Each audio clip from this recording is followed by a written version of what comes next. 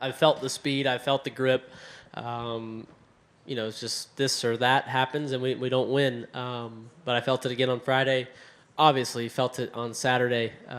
For me to tie together 2 laps, 1 lap, okay, I could probably do that sometimes. But the second round lap, to not overdrive it, to back up and go a few thousandths faster, is a testament to the changes they made between round 1 and round 2 for qualifying, and then our evolution and our process is paying off of this new car. It's so different than anything that I've ever driven, and learning it since the first time I drove it, I guess in 2021 at a test, to now to finally get an oval win on a circle track is absolutely incredible.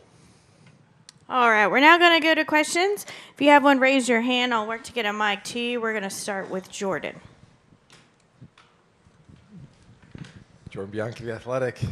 In light of everything in recent weeks since Darlington, does this feel like a statement win in some respects? Did you see the 2 cars we passed? Felt pretty good. Look, I first met Martin Truex Jr. at a Bass Pro Shops in Fort Myers, Florida when our local one opened, and he signed a Chevy Trucks hat for me, and I still have it on my childhood bedroom wall hanging up. The Sharpie is about faded off, but it's still barely there, and it's a hero. He was an idol of mine, and then to go to battle against him and then have criticism from him and go back and forth, and him to air block me at Dover like he did when I thought we were just as fast there was humbling, and to go up against my heroes like that, and now to beat him tonight, to drive by him in the 11 was definitely a statement. Was definitely felt good, and I'm proud that we were able to do that. What has been the message to your team, not them to you, but you to them in the last 4 or 5 weeks, in light of everything? Yeah, I'm not a big vocal rah guy. I'm not telling them anything that they don't already know. I think they see me going to work and just going through the processes that Trackhouse has in place for me, that GM and the WISE program has in place for me, WISE Performance. They see me, they hear me going through business with MMI and what I'm trying to do outside of the race car, and they know that I'm all in, and I don't have to tell them that. I don't have to tell them we're going to be okay, guys. Like, we just look at each other, nod our heads, and go about our business. And my car chief David Farrow is big on positive affirmations and surrounding our minds with good thoughts about how we can be better. And I am too. I read books that show me and teach me little ways to kind of bring it all back down. Of getting to neutral is something I've talked about before. So they see me doing that, and they know that I'm all in, and I'm going to make mistakes, and they're okay with that. They tell me that, and I know that I have the best team on pit road, and I have the best team building my race cars, and we just kind of go about our business. All right, we'll go to Chris Knight up here. Chris Knight, catchnets.com. You called your shot walking out of here on Saturday afternoon. What made you realize that you could get it done start to finish? Yeah, nobody was actually supposed to really know that. That was kind of off the shoulder, just kind of in passing of the guitars, I didn't really put too much thought into it. The words went out, and I read the tweet whenever, I guess, this morning, and I thought, ooh, that is a little too confident, a little too cocky for my taste. So I told myself to not do that again, to just keep those thoughts internal, use them for fuel and fire, but I don't need to say that kind of stuff. And so I'm really glad it worked out. Let's just put it that way, because it was just an off the, not. I look at a lot of y'all in here as just, when I'm on the microphone, obviously I know the world's watching. When we're walking out, we're talking just amongst, whether I'm turning the lights off in the bathroom on one of y'all or something. It's just friendly. And so for that to go out, it was kind of a reminder of, oh boy, like they're doing their job, right? What I do on the track is seen by the world. What I say around anybody in here is their job to tell the world, because no one else can hear it. So I'm glad that it got out. I'm glad that it worked out, but I don't like saying that kind of stuff, but I'm sure glad that it worked out, and I am glad that I said it. All right, our next question will go to Matt Weaver. Matt Weaver, Sports Not. Over here. I think anyone who watched the whole race could argue that you guys had the best car, won the pole fast in practice. But Martin did start to gain on you there with about 25 to go.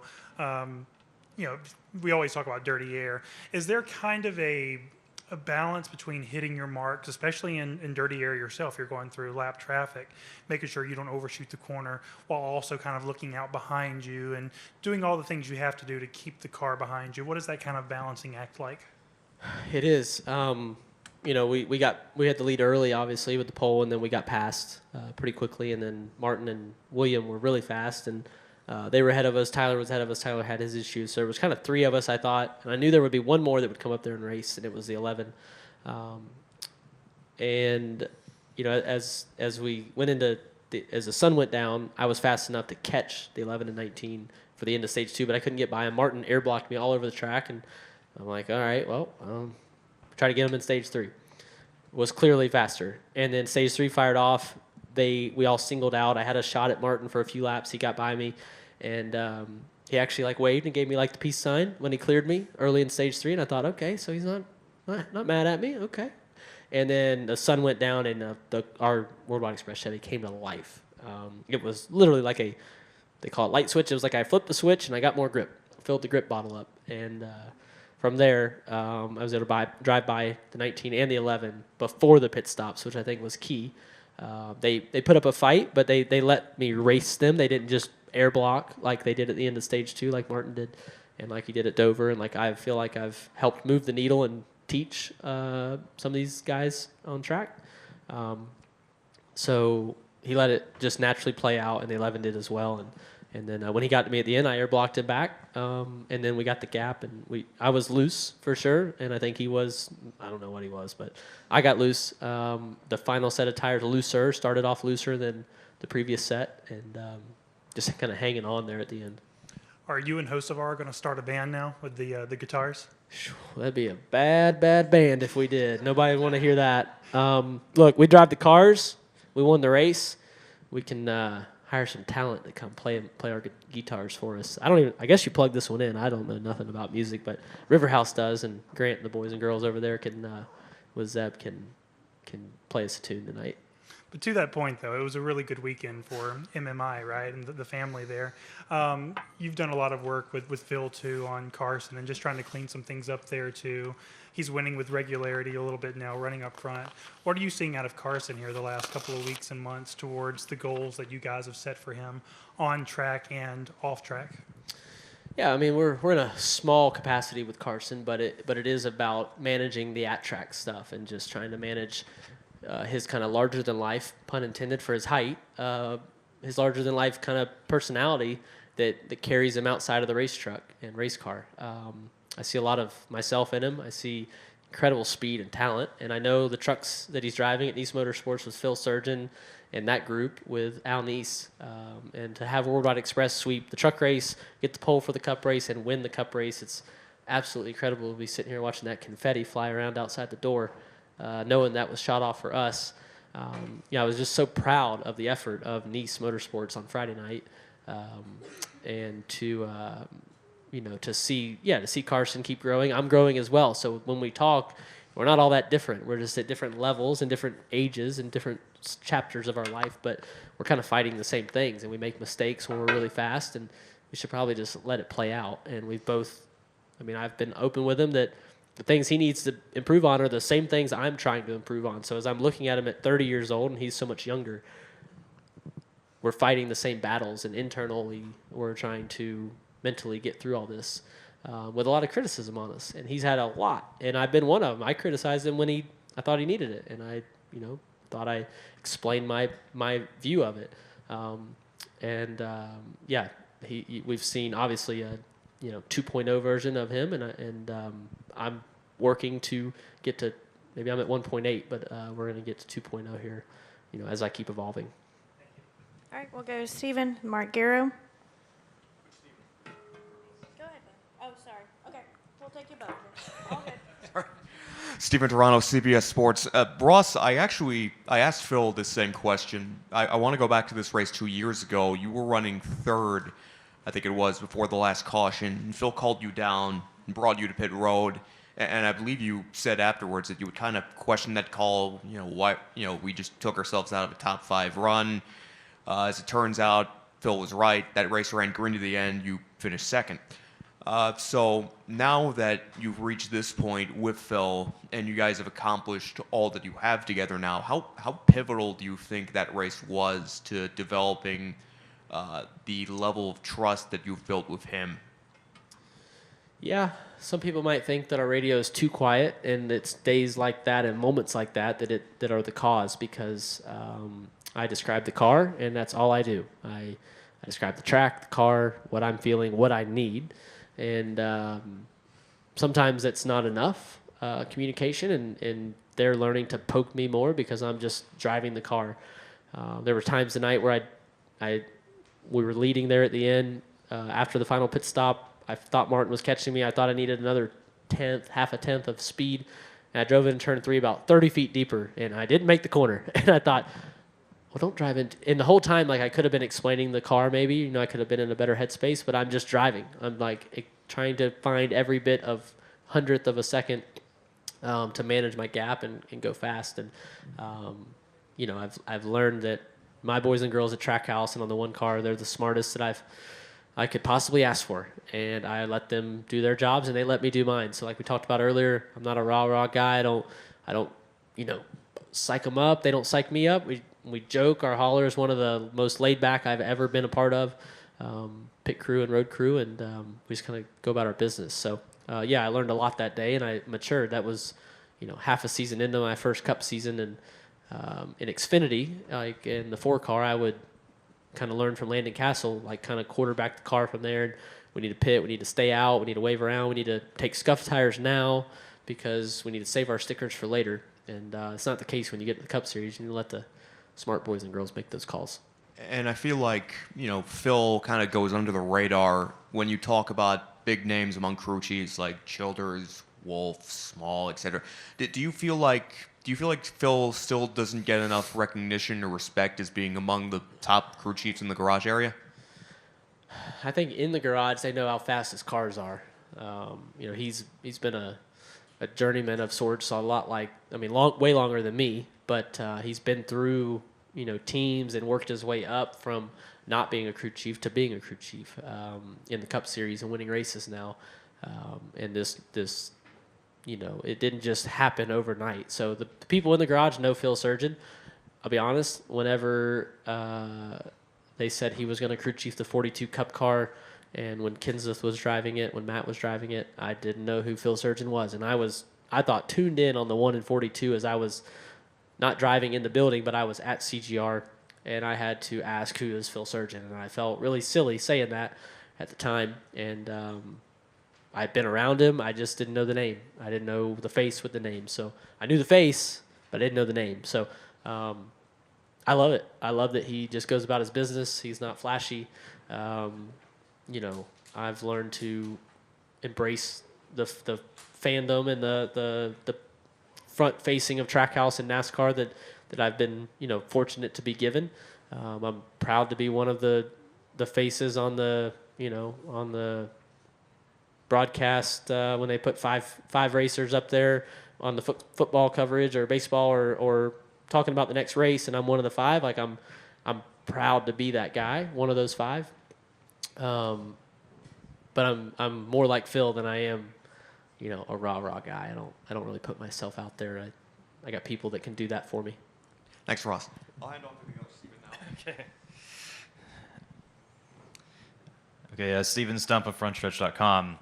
Ross, from your win at Talladega to you taking the checkered flag at Nashville, you led 983 laps in the Cup Series. Obviously, you said you made a statement when you won the pole, passed 2 really good cars at the end, led the most laps. But how important is this win, knowing how close you guys have been to winning in the last 42 races? Well, it's bigger than anything. It's an oval. It's circle track.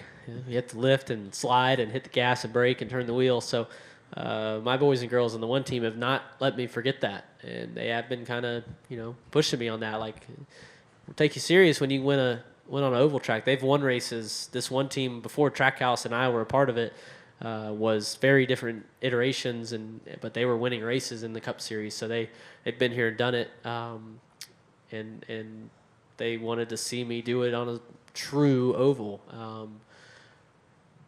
Yeah, I don't know anything else other than that. I think about them and our conversations and how much work we put into it, and they put into me to make me better on these kind of tracks. Thank you. Yep. All right, let's go to Mark Garrow and then to Larry Woody. Mark Garrow, PRN, congratulations. From our view of the race, and I know throughout the race there's little mistakes that you guys always make. There's no dead letter perfect race. But overall, big picture, do you feel like you drove the perfect race? Aggressive when you needed to be, patience when you needed to be, and just plain getting after it when you had to? Never perfect, like you said. There's lots of mistakes. When the sun went down, I had slipped off turn 2 several times early in the race and lifted and slid and about spun out. And when the sun went down, it happened again. And it was the first time that Brandon McReynolds, my spotter, said, "Easy, take care of your stuff here." Because when I lifted, the fire shot out the left side exhaust from the fuel burn dumping out. And in the daylight, you can't really see it from that far away. And as soon as he said, "Easy, take care of your stuff," I thought, the fire is telling on me. I'm sliding over here, and now he knows it. So there's lots of mistakes. I thought I could have got by the 42 early in the race better. I could have passed Martin on the final restart better, or I could have gotten that done. I didn't. Other than that, though, there was a point in the race when I was running like 5th after Tyler had his issue and spun with the tire, whatever was coming off with the right rear, and we were like 5th, and I thought, well, the 19's better, the 24's better, and I kind of had a moment where I thought that, and then I thought, well, that doesn't matter. I don't care if they are better. What do I need to do next? And the next thing is warm my tires. The next thing is get a good restart. Drive in turn 1. I'm 4th in line for the choose. I chose 3rd for second row inside. Get clear of the outside guy. Hopefully roll up to the next guy. And I did that, and I thought, what's next? All right, try to get – nope, didn't get clear of the 19. So the moments that I questioned it, and it was a self-talk. I have a lot of conversations in my head. Try not to push the radio when I'm talking back to those voices, but I need to speak about it in my head and have real dialogue. And I talked myself right back into just go get a good restart and let's figure it out from there. And then the sun went down, and after that, it was pretty darn good. There wasn't many things that I would do different now. 3 wide, 3 laps. Can you talk about that and the idea of maybe banking some credit? You talked about Truex and Hamlin, the issues you've had. They obviously started to cut you a little bit of slack at the end of the race. Do you feel like you bank a little credit? Hey, I was still racing hard, but we didn't wreck. I didn't overstep. And do you feel like those moments will help you long term? For sure. Yeah, I thought that me and Williams lined up on the front row, and I thought he chased me up a little too much in the moment. I haven't watched the replay, but to me, he was worried about me, and the 19 in turn 1 drove underneath both of us. And then after that, he chased me up off of 4, and the 19 cleared both of us, and we were still side by side. And I thought, dang, Will, you let the guy in 3rd drive by both of us. So 1911 specifically, yes. There were times that they passed me. The 11 got by us on the strategy of the caution, but when I got back to him, he raced me great. 19 did as well, and that's all I asked for. At the end of stage 2, when the points were on the line, 19 ran me all over the track. I wasn't going to pass that 19, no matter how fast I was. Luckily, we were fast right after that, able to drive by him after maybe 30 laps, and then the 11 a little bit later.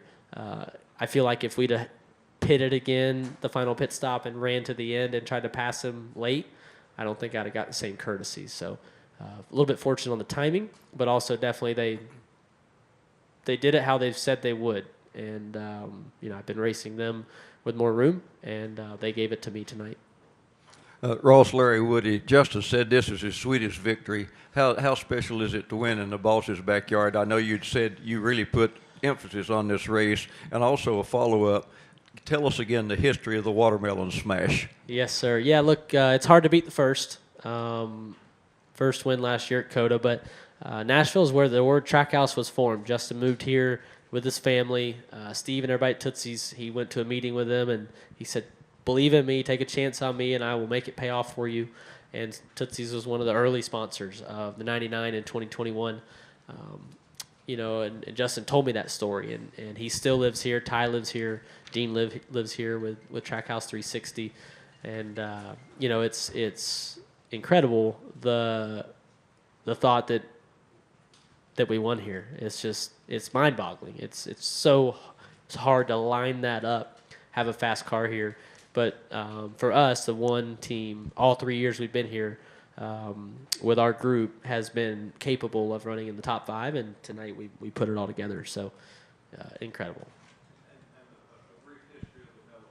Yes. So very first, we used to carry watermelons to track when I was mid or back of the pack, but it was more for the publicity because the ag industry is what sponsored me early on. My first races in 2011 were an investment by my family, but the ag industry pitched in and sponsored me, different companies all along the way, all with the goal of just selling more watermelon. And so definitely when we got the 42 Xfinity ride, we thought, let's have it there, let's raise it at Victory Lane. And we won the darn second race we ever ran with that 42 car. I held it up. I didn't really know what to do, and I sat it down on the roof, and we were in the media center, and it was bending the glass at Las Vegas in the media center, and somebody in the room asked what I was going to do with it after the track, or somebody asked me to move it because it was bowing. And I think that glass is still bent, by the way. Yeah. And so I said, I don't know, smash it open, need it, I guess. And they asked if they could film it, and we went out to the front stretch. I stood on the wall, and it was born. It was a natural feeling. It's not something that's sponsored, in a sense that I have to do it. I don't need chug points and all that stuff. But it's a Bear Seminus watermelon. It's the watermelon varieties that we grow at our farm. We're done with our crop this year. The Georgia crop is being harvested now. And so for those farmers, it's a great year. It was a great growing season for us in Florida. They're knocking it out of the park, breaking records in Georgia right now. And Yosemite Fresh is harvesting out west in California. So, as I've grown in my racing, I've gotten to meet more farmers, which is just so cool for me because all I wanted to be as a kid was a farmer. Like, I wanted to be like my dad, my uncle, my granddad, and every Chastain back 8 generations before me that were watermelon farmers. And the first Chastain came over a long time ago, and not long after that, they started farming. So, it's all I ever wanted to be as a kid. I wanted to walk in my dad's footsteps and be just like him. And so for my brother to get to run the farm at home, race a little bit, and we get to promote watermelon, it's our family's business. And really the coolest part was after we won that first race, I wasn't sure how the ag industry would honestly think about it because I was wasting a watermelon. And my granddad called me the next morning, and he said, Ross, we will never know how many people in the world saw that watermelon smash. I saw it on my Facebook. And I thought, all right, that's all the affirmation and that's the check mark I needed to keep going, and we've not looked back. Well, we didn't slip. I was worried too. All right, let's come right back here in the middle, and then we'll go to Dustin Albino. Crystal Clay, RacingRefresh.com. There is a song that I can recall by a band named Blind Melon, not because it didn't rain today, but I see parallels between the writer's inspiration for the song and the recent challenges you faced leading up to this win. Since we're in Music City, you also had an inspiring message in your post-race interview and at the finish line. So I wanted to know what song comes to mind for you to express your weekend and the importance of this victory and why. Well, if you take the words I said walking out the door, it's I believe that we will win. It's a little pit bull action, but that's not very Nashville. He's definitely not here. He's in Miami. I don't know. I'm 90s country music, older country music fan, so more only sing when I'm feeling good, and I'm feeling good tonight. So I think the stuff on the front stretch is. I believe that. I've thought about that. It's not just to say it, when I have the spotlight. It's a belief that you'll be criticized. I think everybody in this room at some point has been criticized, and except if you want to keep doing it, if you want to be in this room, if you want to be in this sport, you'll keep going. And no matter if it's business or sports or your life, you just wake up and go to work, and they're not all going to be good days.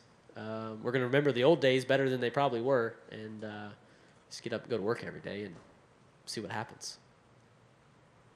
Go ahead, Dustin. Dustin Lobino, J-Ski Ross. Kind of off Larry's first question, but you have top fives now in all 3 races here. I know you got fast cars, but why do you feel like this track does kind of suit your driving style?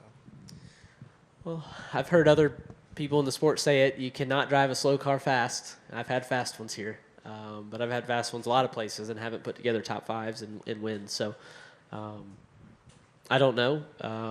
I don't have a reason because I feel like we could have done this Dover, we could have done this other tracks. It's not just here that we're, this is our bright spot of the year. But yeah, it's shown, and I'm not sad about it, so I'll take it. Thanks. All right, do we have any additional questions for Ross? Oh, okay, we'll take one final one from Mark Garrow. Mark Carroll, PRN. Now that you've won and obviously you've locked into the playoff, how does this change your season and what you guys now will attempt to do? Because without the win, you have a certain set of scenarios, and now with a win, you've got a new set. Yeah, I mean, I felt confident we were going to make it just based on, everybody looks at the points every week, and based on our gap to the cut line, I felt safe. I felt safe with more winners moving the cut line up the field. It was, it wasn't going to stay where it was at. And just keep acquiring points and bringing fast cars, and we'll go fight for it. Ultimately for us, it's a journey to get there, but it's ultimately all about getting into the playoffs. That's definitely it. So I don't think it doesn't. Well, personally, it doesn't change for me. I'm not going to start as early in the morning as I would have if I lost. Okay, I'm not going to be at the tech center at GM at 8 a.m. with Dan Jansen, but I'm going to get there at some point tomorrow, and I'm going to ask him to come in late with me and work through maybe tomorrow afternoon with me. We're going to go right back to work. We're going to celebrate this throughout the week, but there will still be the blocks of time that I will cut out for the competition and get ready for next week. It's too important to miss out on an opportunity next week because you had good luck, good success this week. We want fast cars like this, and if I don't put in the work, I will not be ready when I pull on track next week.